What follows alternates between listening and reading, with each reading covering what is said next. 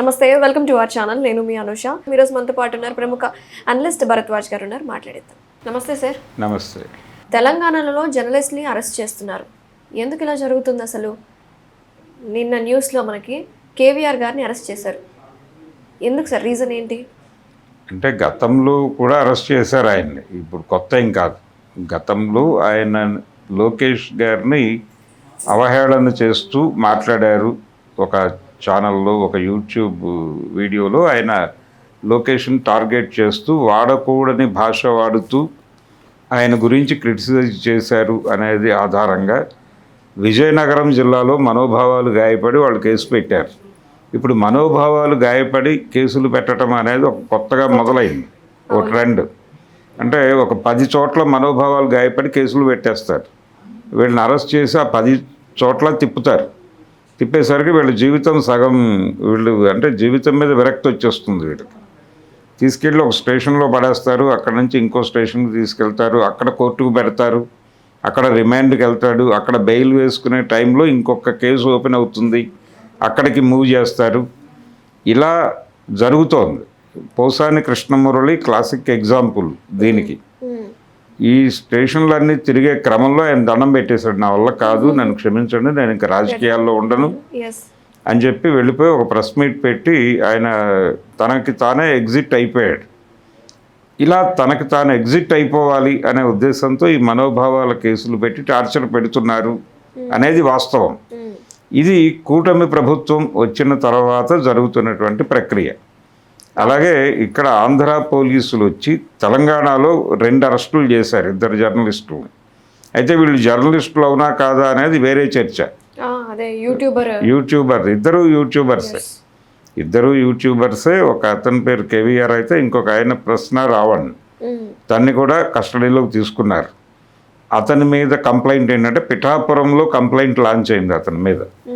అతను ఈ మొన్న ఏలూరులో జరిగినటువంటి దళిత క్రైస్తవ శంఖారావం అనే సభలో మాట్లాడాడు. ఆయన మాట్లాడుతూ చాలా అగ్రెసివ్గా మాట్లాడుతూ ఆయన చంద్రబాబు నాయుడు గారి మీద, పవన్ కళ్యాణ్ మీద, అలాగే హిందూ మత ప్రచారకుడిగా పాపులారిటీ ఉన్నటువంటి రాధా మనోహర్ దాస్ మీద కూడా కొంచెం అగ్రెసివ్గా మాత్రమే కాదు, వాడకూడని భాష వాడుతూ కూడా మాట్లాడాడు.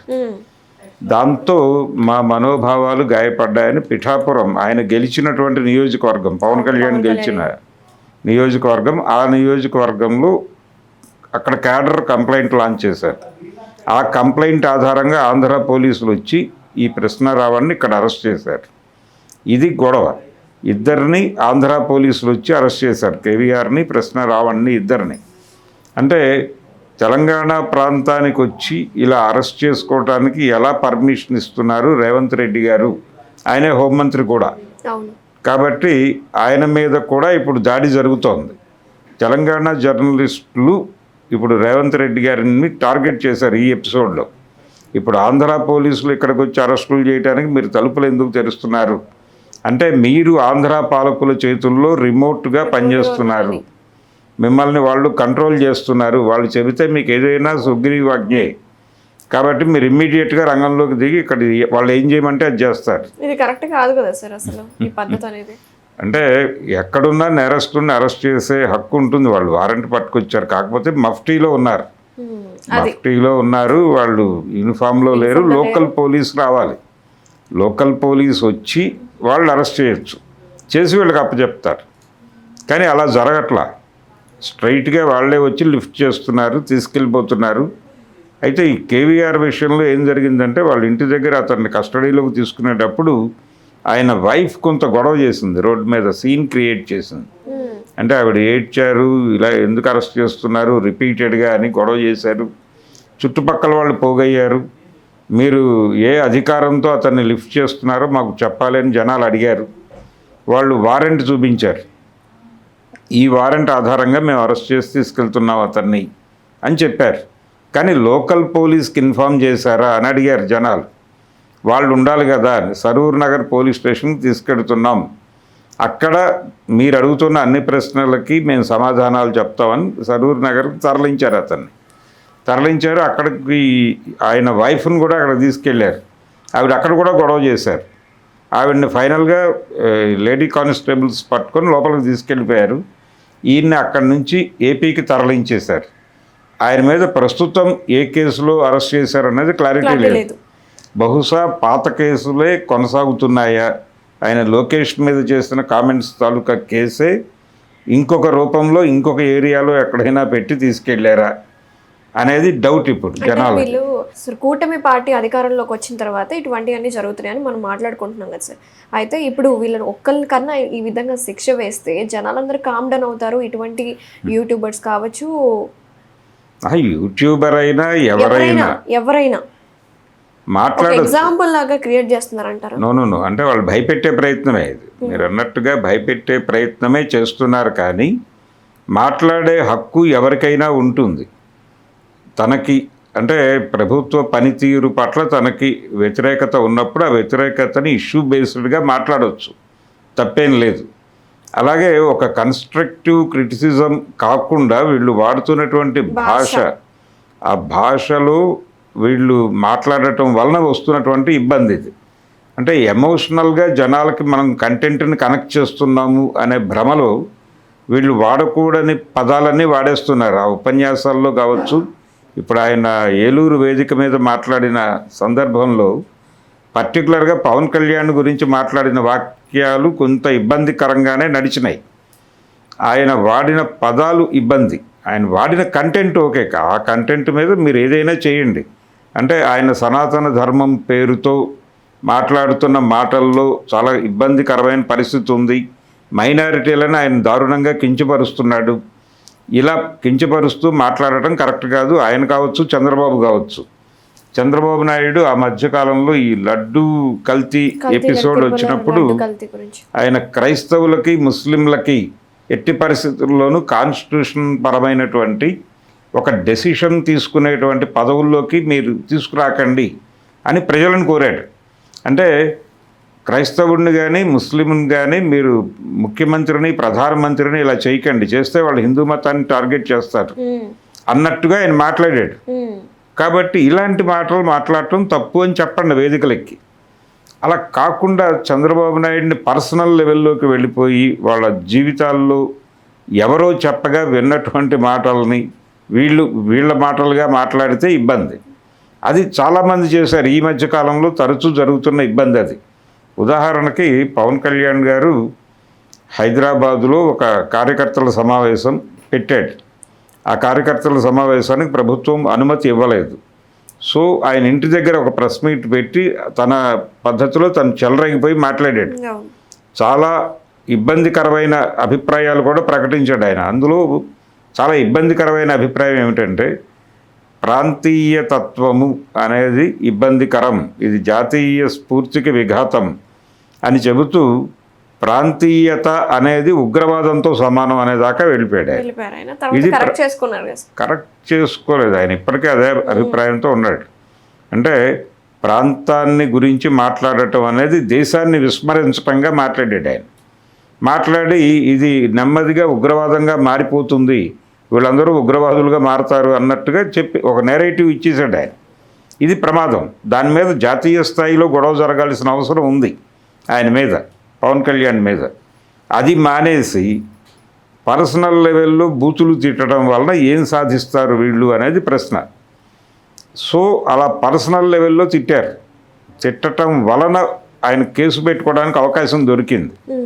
ఒకవేళ మామూలు క్రిటిసిజం గనక జరిగి ఆ భాష లేకుండా జెంటిల్గా క్రిటిసిజం పెట్టి ఎవరైనా కేసు పెడితే దాని మీద కోర్టుకు వెళ్ళి ఆర్గ్యూ చేయడానికి వీళ్ళకు ఒక ఇది ఉంటుంది, నైతిక సమర్థన దొరుకుతుంది సమాజం నుంచి. సమాజంలో ఈ పర్టికులర్గా ఈ కంటెంట్ కన్జ్యూమ్ చేసే వాళ్ళలో మిడిల్ క్లాస్ వాటా ఎక్కువ ఉంటుంది. వాళ్ళు ఈ బూతులు వినగానే కొంచెం డిస్టర్బ్ అవుతారు. అలా మీ ఆడియన్స్ని మీరే చెడగొట్టేసుకుంటున్నారు. ఇది ఒక ప్రమాదం, అది గుర్తించట్లేదు వీళ్ళు. ఫ్యాన్ బేస్ని వాళ్ళే చెడగొట్టుకుంటున్నారు. అలా కాదు, మీరు కన్స్ట్రక్టివ్, మీరు పద్ధతిగా వెళ్తున్నారు. ఓకే, పవన్ కళ్యాణ్ నచ్చలేదు, పవన్ కళ్యాణ్ విధానాలు నచ్చలేదు, చెప్పండి.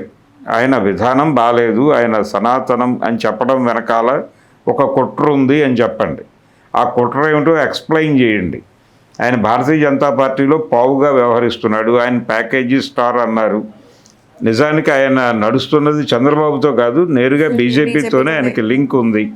సో బీజేపీ కనుసన్నల్లో బతుకుతున్నటువంటి పార్టీ జనసేన అన్నంత వరకు వెళ్ళండి, అంతే తప్ప పర్సనల్ లెవెల్లోకి వెళ్ళి బూతులు తిట్టడము, ఆయన అలాగే ఆయన డివోర్స్ గురించి మాట్లాడటం, ఇవన్నీ తప్పు. అవి చేస్తున్నారు, అవి రిపీటెడ్గా జరుగుతున్నాయి. ఈవెన్ లోకేష్ గురించి కూడా కేవీఆర్ మాట్లాడిన పద్ధతి కొంత ఇబ్బందికరమే. అలా ఇబ్బందికరం అంటే మీ మీద వాళ్ళు కేసులు పెట్టే అవకాశం మీరే ఇవ్వకండి, వాళ్ళకి ఇవ్వకుండా మీరు ఒక క్రిటిసిజం పెట్టి జనంలోకి వెళ్ళి గొడవ చేయండి, తప్పులేదు. అలా కాకుండా మీరు ఎప్పుడైతే ఇలాంటి పద్ధతి ఎంచుకుంటారో వాళ్ళు అరెస్ట్ చేసి కంట్రోల్ చేద్దాం అనుకుంటారు న్యాచురల్గా. ఆ న్యాచురల్ అనుకోవటం వలన ఇప్పుడు ఈ దాడులు జరిగినాయి. ఇక్కడ అది ఆంధ్ర ప్రాంతపు గొడవ.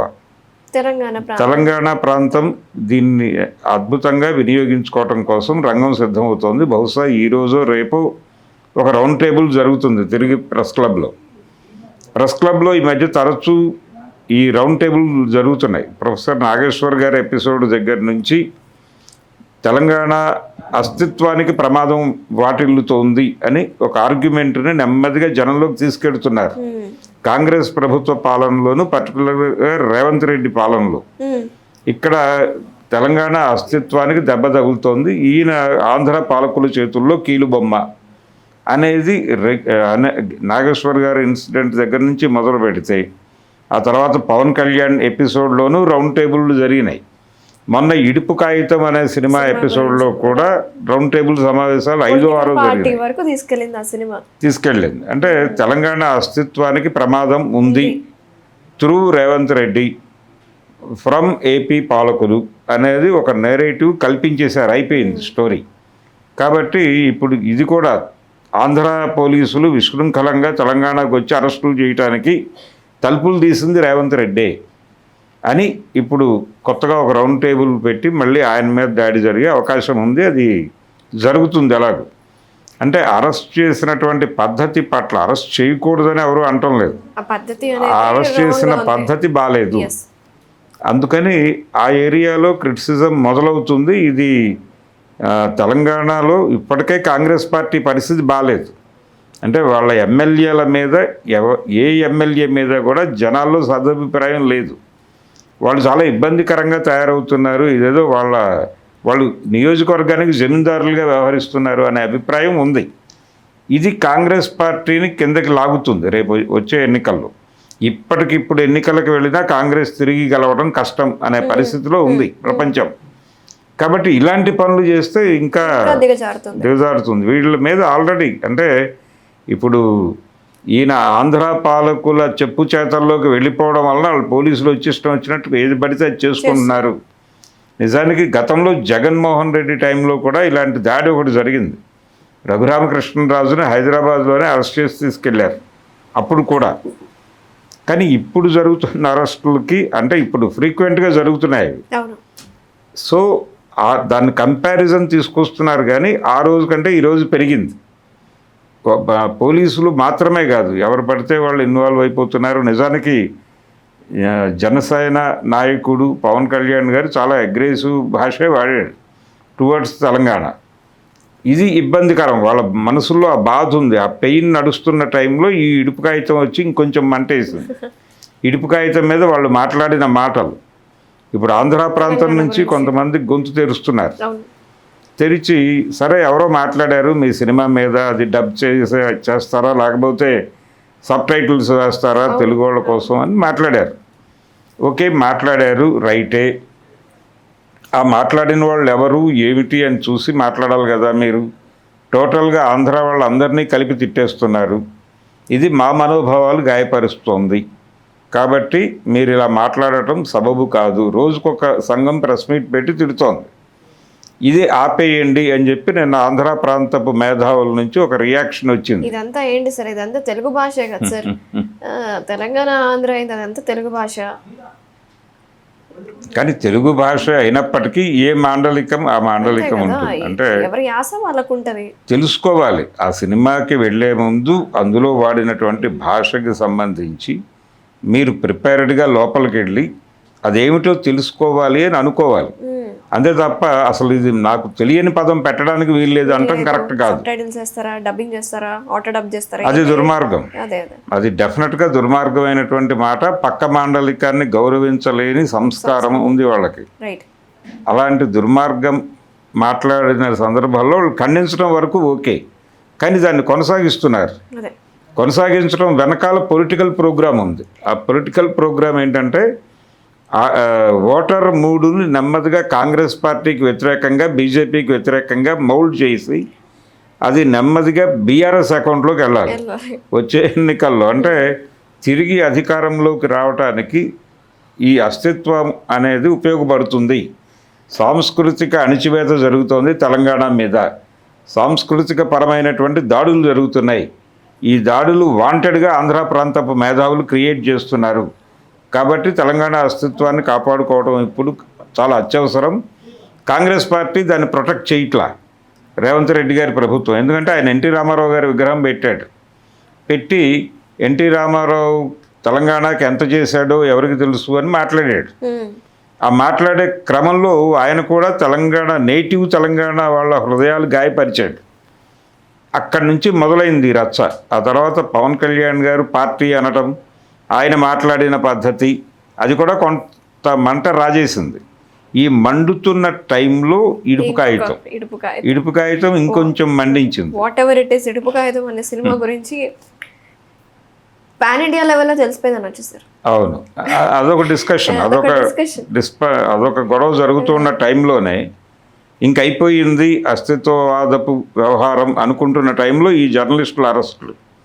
ఇప్పుడు మళ్ళీ రౌండ్ టేబుల్స్ మొదలయ్యి ఆంధ్ర ప్రాంతపు పోలీసులకి తలుపులు తెరుస్తున్న రేవంత్ రెడ్డి ఖబర్దార్ అని చెప్పి మొదలుపెట్టిన తర్వాత ఇది ఎక్కడి దాకా నడుస్తుంది అనేది అర్థం కావట్లేదు. దీని తర్వాత ఇంకేదో ఈవెంట్ వస్తుంది, ఇంకెక్కడో ఆంధ్ర పోలీసులు మరొకరు ఏదో మాట్లాడతారు, దాని మీద గొడవ. అంటే వచ్చే ఎన్నికల వరకు కాంగ్రెస్ ప్రభుత్వాన్ని ఎమోషనల్గా కార్నర్ చేస్తే వచ్చే ఎన్నికల్లో తమ గెలుపు ఖాయమవుతుంది అని బీఆర్ఎస్ అనుకుంటోంది. అందుకని వాళ్ళు చాలా కాన్షియస్గా ఉన్నారు. ఇప్పుడు ఎవరు ఏం మాట్లాడతారు, ఏ మాటను వివాదం చేయొచ్చు, ఈ వివాదాన్ని కాంగ్రెస్ పార్టీకి రేవంత్ రెడ్డికి ఎలా కనెక్ట్ చేయొచ్చు, దీని మీద ఉన్నారు ఇప్పుడు వాళ్ళందరూ. అందులో భాగంగానే ఈ గొడవలన్నీ జరుగుతున్నాయి. ఈ జర్నలిస్టుల అరెస్టు అనేది వాళ్ళ పొలిటికల్ ప్రోగ్రాంలో భాగంగా జరిగింది, ఏపీ పొలిటికల్ ప్రోగ్రాంలో భాగంగా. దాన్ని తెలంగాణ ఎలా వాడుకోవాలి అనేది బీఆర్ఎస్ డిజైన్ చేస్తోంది. బీఆర్ఎస్ ఇలా వాడేసుకుంటోంది కాబట్టి కనీసం రేవంత్ రెడ్డి గారు దీన్ని గుర్తుంచుకుని, దీని మీద జాగ్రత్త తీసుకుని, ఆంధ్ర ప్రాంతపు పోలీసులు ఇక్కడ చేసే విన్యాసాల మీద కొంచెం సీరియస్గా వ్యవహరించాల్సిన అవసరం అయితే ఉంది. లేకపోతే ఈ బురద అదేదో ఆంధ్ర పాలకుల వరకు ఇబ్బంది పెట్టదు, ఈయన్ని కూడా ఇబ్బంది పెడుతుంది, రేపు పొద్దున కాంగ్రెస్ పార్టీని కూడా ఇబ్బంది పెడుతుంది. అందుకని కొంచెం ఒళ్ళు దగ్గర పెట్టుకుని వ్యవహరించక తప్పని పరిస్థితి అయితే ఉంది. మరి ఎంతవరకు జాగ్రత్తగా ఉంటారనేది చూడాలి. Right sir, thank you sir. Thank you. Hello, Telugu రాజ్యం ఛానల్ చూస్తున్నారా? సామాజిక, రాజకీయ, జీవన చిత్రణే తెలుగు రాజ్యం. అతిశయోక్తులు, అసత్యాలు ఉండవు. రాజకీయ కోణం కాదు, ప్రజా కోణమే కొలబద్ద. తెలుగు రాజ్యం వీక్షణ మీ ఉత్తమ అభిరుచికి నిదర్శనం.